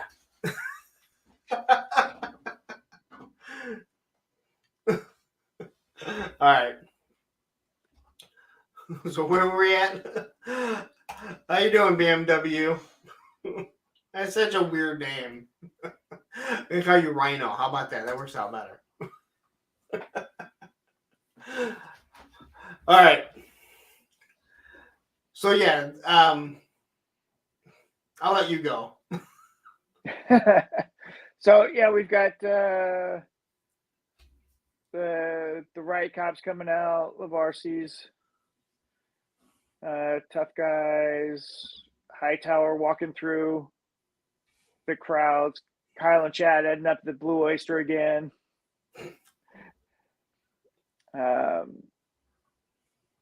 Falker goes and hides in plain sight, so he goes and changes his clothes. That's right. It jumps out. Harris gets taken by some members of affiliate organizations. So I do have that. But you have Martine here who's trying to hit on this girl, helping her carry the TV. Now, I believe I watched a lot of people carrying the TVs. I don't think these were real TVs. Because they'd be a lot heavier than that. Anyone that's lifted one of these old TVs knows that they were not light. No. And then through it, this is the 3 of them running, and they end up in the Commandant's police car. Which, causes everyone they're like shaking it until Jones grabs the microphone. Now, I found this funny by just looking at Mahoney's face. So I'm wondering if this was an outtake, because I just doesn't seem like that would be a look that he would be having. But he gets everyone to disperse and then they take off. And then the hostage is on the roof. Karen gets pinned down. Yeah, okay, okay. So here's where Harris gets taken. Yep. With one of the cadets' guns. Yep. Copeland and Blaze. Chad's. Yep. Which I love that they have them just the print on the bottom of them. Right on the bottom, yeah. Print the name of the cadet. Good stuff. And this is when he's on the top, and they're like, "Should we just shoot?" Like, and they all have to think about it. Let me think about that for a second. Yep. So Karen gets pinned down. Mahoney goes to save her, and then he goes up to decides to save Harris. Now, unfortunately, I couldn't find very much. But Hightower shows up, and he wants to watch him off the pigs. Yes. That's what he says. Which, again, why Hightower just showed up on the roof. Well, remember back in the floor shop, he was starting to watch things and see how things were going. Yeah. And then he just kind of got involved by just walking through it all because he looks like a normal dude. He's a big dude. They're like, okay, he's with us. He's not with the cops. So he looks like a normal giant guy. Normal giant. Yep. Yeah. And so, like, he's trying to decide which one. And he's like, I want to watch you. And then Then he ends up punching him. Yep. Which, of course, means that he's now going to graduate to police academy. Well, yeah, of course, because getting kicked out and then saving all of the cops and one that was pinned down, that just earns you the right to automatically become a cop again. Yes.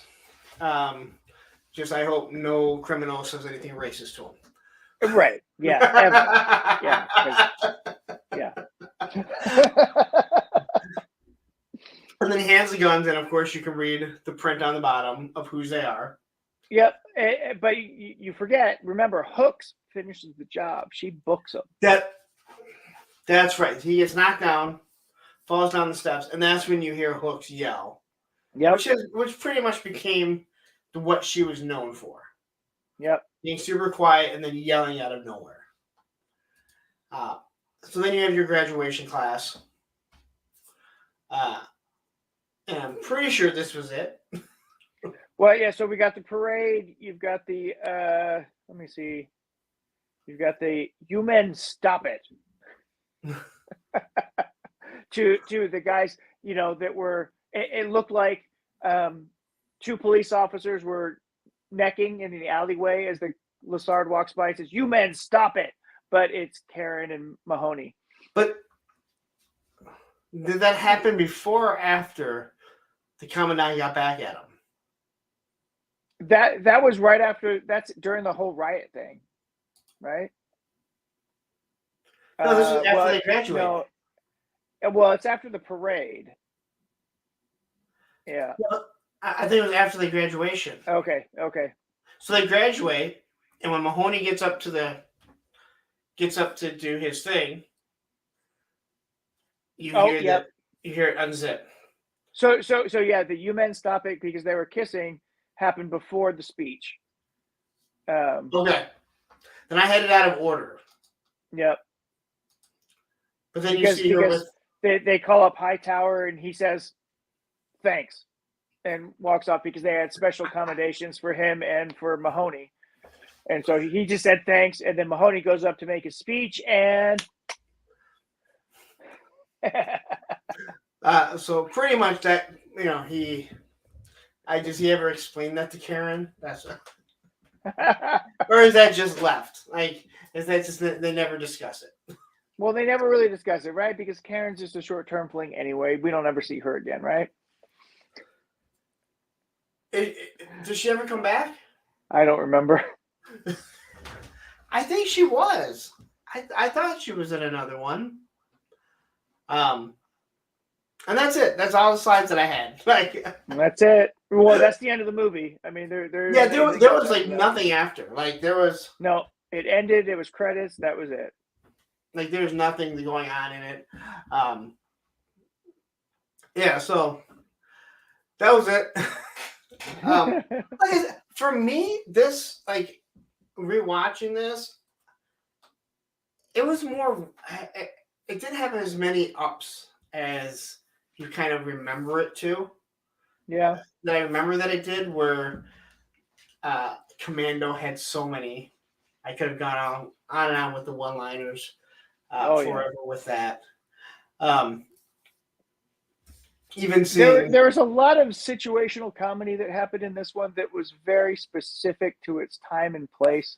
yes, It doesn't necessarily hold up today. I mean, there's things that are still going to be universally funny throughout the movie, but yeah, a lot of it was very specific to the early 1980s, late 70s, even with some of it, and it's funny, but like I said, I don't think it really holds up. I think it's again. I think you're right with it. It's like very time sensitive. Where if you didn't grow up during that era, even though it would have been too young. I mean, technically, in my age, it was well above, 10 years older than I was, all those people. But Right. when you look back at it, it's like, okay, I can understand where we were at. But I think if my kids watched it, they'd just kind of be like, all right. So they went in a gay bar. What's the big deal? Right. And they'd be like, you don't understand how many people have parodied the Blue Oyster Bar.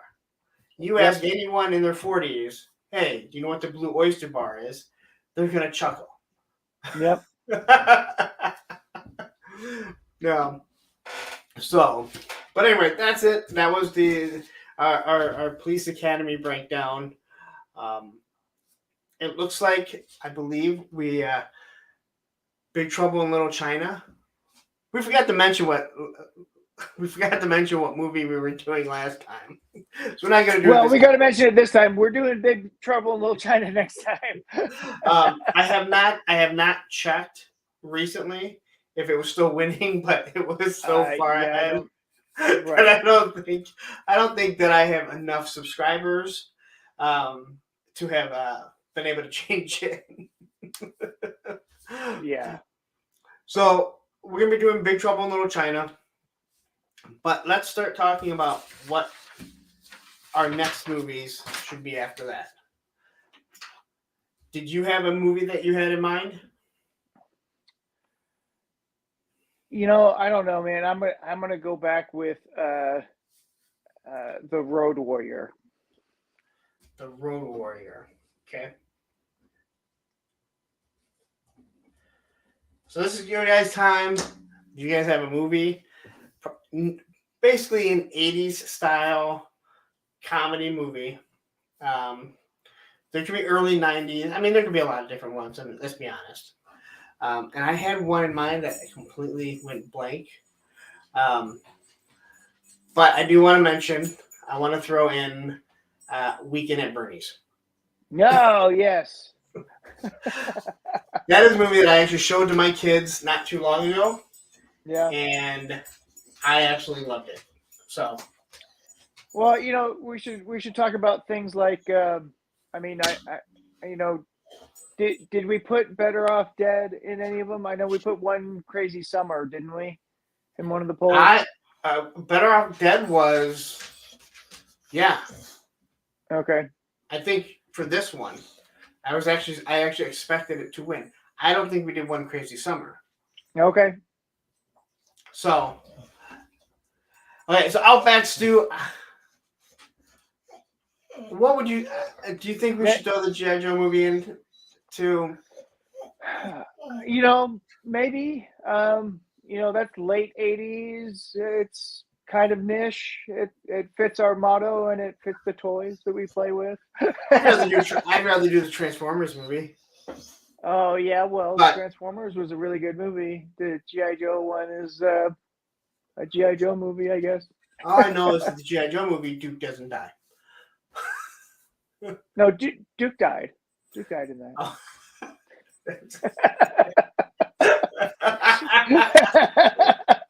You know what, Stu? I'm gonna let you throw it. All right, you know what? We're gonna do G.I. Joe movie. Remember, we're voting on this, so do we have two more? And like anyone else? They don't have to be comedies. We did Commando. We did Warriors. They don't have to be comedies. But we also don't want A Few Good Men. All right, that's not really the wheelhouse that we're looking at. Okay? We're not looking at Academy Award winning films. I Yeah. mean, that's kind of outside of our purview here, right? I mean, my degree was in film initially before I got into the field I'm in now, but that's beside the point. Yes, yeah, we will not be doing Steel Magnolias. That is no Outbacks do no Steel Magnolias. We got to look at 80s pop culture films, B films. You know what? I think pop culture is the right way to say it.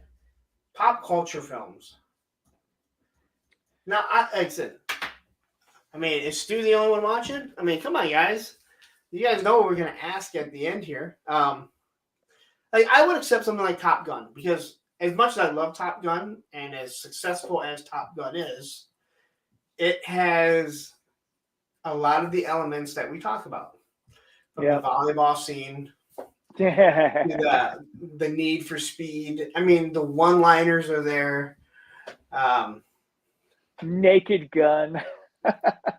Did we throw the Naked Gun in already? I don't know we think haven't seen it. I don't think we have thrown it in there. I have no issues with the Naked Gun. I know I've talked about it before because I'm usually one of those people where it's like I don't like ever supporting someone who I know is a murderer. But I guess he was not the star of the film. But without Nordberg is a very important part of that movie. He's a very important part of the movie. And it is an extension of Police Squad, and it turned into that. And that would be a good one. Hot Shots, that's the same vein. I like part 2 better than the original, but I'm trying to think. I don't know if I've ever seen Hot Shots or Hot Shot Part 2. Hot Shots Part 2 is, in my opinion, a perfect 80s, 90s comedy. Because it really does encapsulate all of the stuff that we talk about and make fun of it. Hot Shots, the first one was really just making fun of Top Gun. The second one was making fun of like everything in the 80s from Rambo on down. So I don't know. I like that one better. I swear I just watched one of them. So Allison says it's enjoyable to watch. It's enjoyable watching OJ get the crap beat out of him in those movies. Yes, if only they would have killed him in real life before he had a chance to do what he did, allegedly. Allison, you are here, so give me a movie. You get the 5th movie. You get the 5th pick in the movie to decide. Remo Williams. Remo Williams is awesome. I still want to throw in there. Oh shoot. Never mind. I can't think of it right now. There's other movies that I mentioned before. Dang it! I had a movie that I'm like, I'm throwing this one out there, and then we start. And I'm like, even before, I'm like, I cannot remember the movie. It hit every feel of what we had talked about. I gotta say, for Billy Jack, that's it. Billy Jack. Come on, Allison, we're waiting for you. Hudson Hawk. Oh man. Okay, so I loved that movie as a kid. That movie is so bad, but I loved it as a kid because it had Bruce Willis in it. I knew him from Moonlighting, and it was a different role for him. I got a kick out of that one. All right, so Outback, I'm going to remove your G.I. Joe because you got the Naked Gun in, and I'm going to give PNC the Back to School.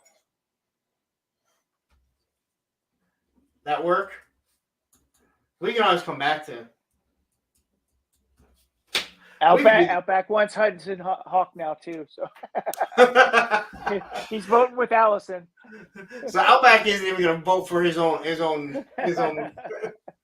I have not voted at all, and I have, obviously 2 accounts that I can vote. PNC, you can't keep on throwing out names. We got the 5 that we're going to do.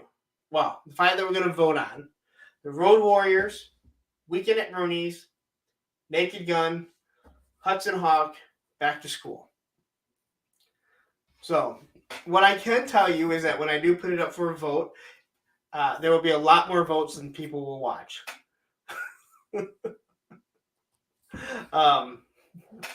But either way, I'm enjoying this. Yeah, this is fun. It's fun. I mean, we could rehash and do another toy show. To be honest, I get a little toyed out after a while, right? There's so much news and there's so much drama. Right now. Everybody's got drama. Ghillie suits included. What? Ghillie suits included. I have not seen very much lately, so I get stuck on my listening to my murder mystery or murder stuff, crime detective stuff on YouTube. And once you start clicking on something, that's all that shows up. So once I click off the algorithm. Like first, it'll be every toy thing you can imagine. I'm like, you know what? I want to watch some, watch something. 48 hours. 48 hours keep pop. I hit that, and all of a sudden, it's awesome. all the crime things. And for 2 weeks, I'm like, oh yeah, I know exactly how that person killed this person. Oh, I know. Okay.